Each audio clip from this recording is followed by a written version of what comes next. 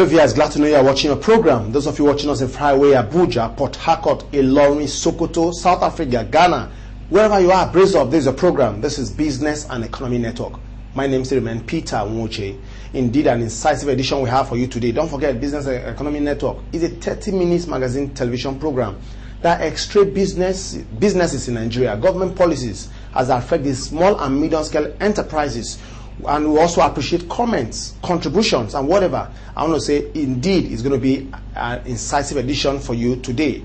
On behalf of everybody in the house, the production crew, I want to say thank you so very much and pleasure presenting this program for you today. Today we are looking at companies that have grown, evolved over time, and they are successful in what they do. For instance, we have brought in experts, from both the engineering world, those in the build industry and all that, to encourage, motivate, and talk to us on what is happening to the small and medium-scale enterprises. And it's interesting to know that the small and medium-scale enterprises in any developed economy, they form the backbone for industrialization. But in Nigeria today, what has happened to the SMEs? Well, that's going to be the thrust of our program today, and we have various reputable organization CEOs on the block to lend a voice on this very important subject matter. For instance, we have the Chief Executive Officer of CA Consultants for Spotlight today, and we also have the Chief Executive Officer of Codex Pharmaceuticals Nigeria Limited for Company in Focus. Not left out, straight talk on health matters. We are looking at the Chief Executive Officer of GSK, if you like, Glasgow Pharmaceuticals Limited. They are all in the house to lend a voice on this very unique, important subject matters that has to do with health and that has to do with what they do and also how can it translate to development of Nigerian economy. It's going to be an interesting watch. I'll be back after this time out.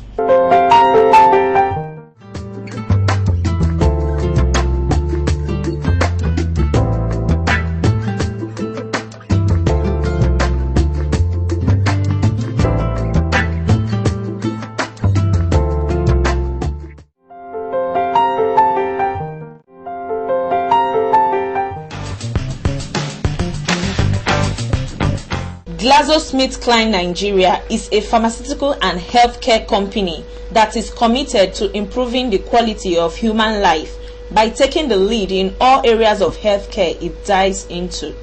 Also known as GSK Nigeria, the firm is one of the biggest research-based pharmaceutical and healthcare companies.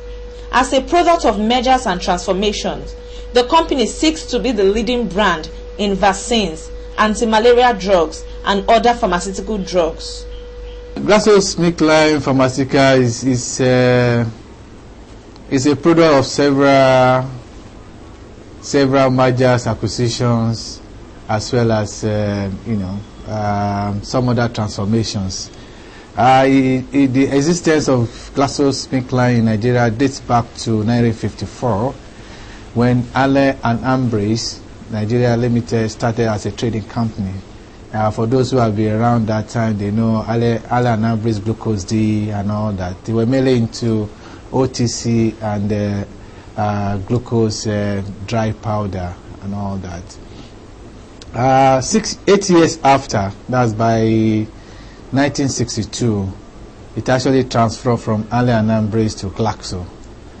And the Glaxo was initially a PLC, became Glaxo Wellcome, and that same company now transitioned in 2000, it was 2001, at GlaxoSmithKline Nigeria Limited.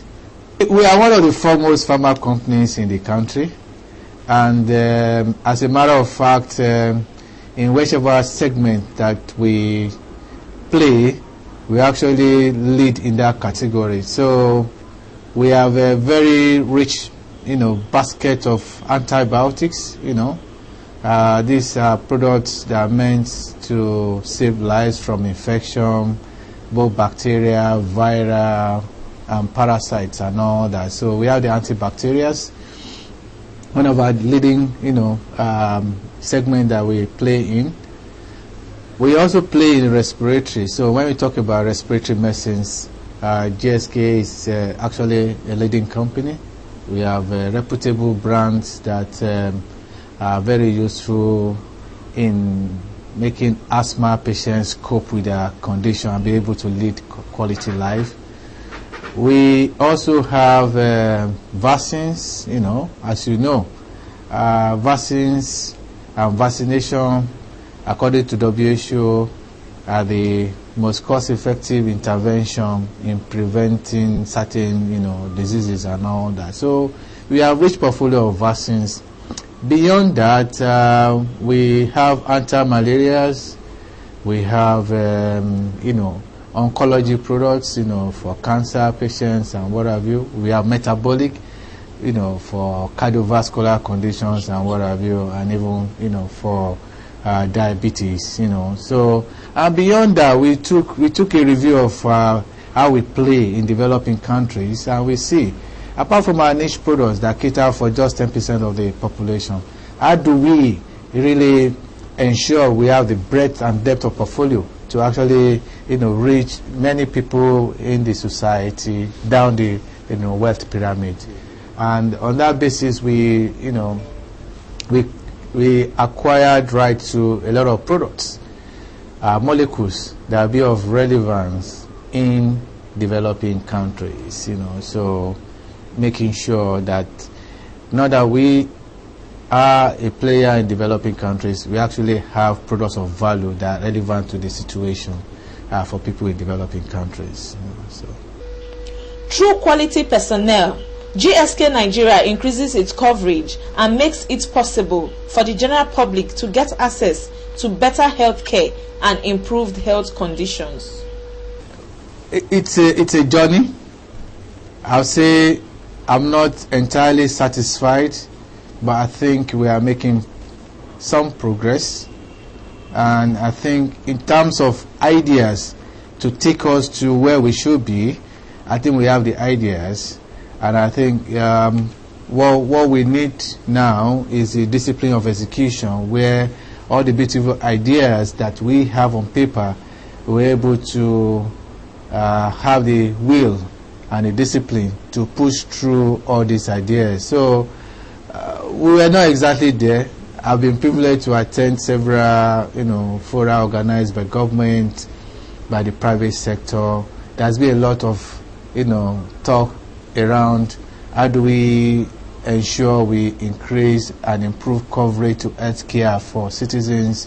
How do we have risk pooling mechanisms in place to ensure more and more people, irrespective of economic well-being, are still able to have access to, healthcare, quality healthcare.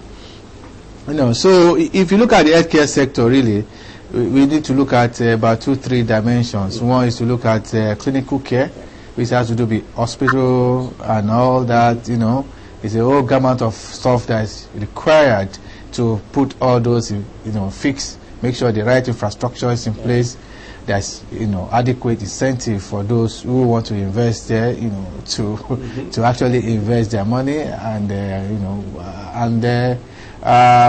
quality of personnel too, all those, and a whole lot of stuff needs to be fixed there. But I'm aware a lot of things have been put on paper, and now is to make those things translate into more action, And when it comes to pharmaceutical care, it's a whole lot, from manufacturing to distribution to making, those products available in the hospital and what have you. So the entire value chain has been really, there have been several papers written by IFC, whole lots of how to unleash, the potential in the health sector in Africa and what have you. So clearly, the blueprints are there, and the problems largely we all know. So government is doing some stuff, private sector is doing some stuff. We don't need to some bit of a kind of acceleration of implementation of some of these,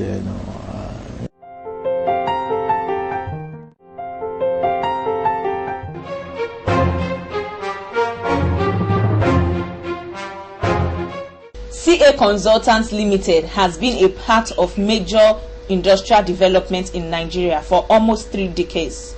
Starting its operation as a mechanical engineering consultant firm, CA Consultants Limited has grown and diversified its operation into a multidisciplinary company involved in not only mechanical engineering consultants but also electrical engineering. We are planners, designers, and project managers for engineering, mechanical, electrical, and plumbing engineering companies industry. The firm started in 1987, which is about 23, 24 years ago, and we've been producing engineering products all over the whole country. But our majority of our projects, I would say, the high-level, high-quality projects, which we provide mainly around Lagos and in Abuja. We are into the MEP, and MEP is Mechanical, Electrical, and Plumbing Engineering Consultancy. And in any project you have, whether in any industry, the MEP services is what makes the building life. So no matter what the architect does, the structures and so on, but the engineering inside the building is what makes that building dynamic. And obviously the significance of that work is that we make our owners and staff very, very productive, because we create a very conducive environment. And by also so doing, we make sure through our products that our owners of our projects actually benefit from it and also make profit out of it. As a company grows, you find that the company's products will start changing. Things like residential and so on and so forth, we don't do that anymore. We do all the bigger, major mega projects now. And when you're doing mega products, you have challenges. One, challenges in the capability of your staff to do it. So we now start training majority of our staff, both in business-wise and also in the technical-wise, because there's no way we can devote all our time into technical without the business. Now, in those areas, as we are improving, we also do find that big jobs like this require international affiliation. And for us to be able to compete in that sort of area, we have to now start seeking ISO standardization, which is International Standard Organization.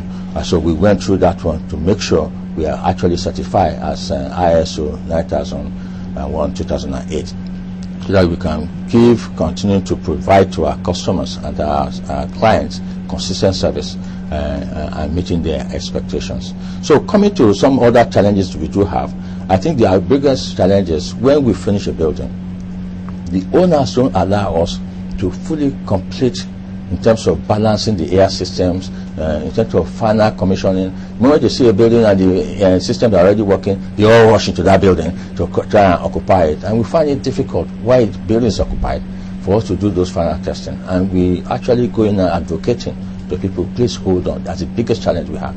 Hold on, let us finish properly, and then we can then hand over.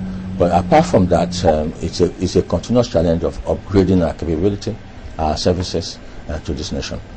The company's growth was catapulted by its capability to handle engineering complexities while paying attention to cost-effective designs and installation processes.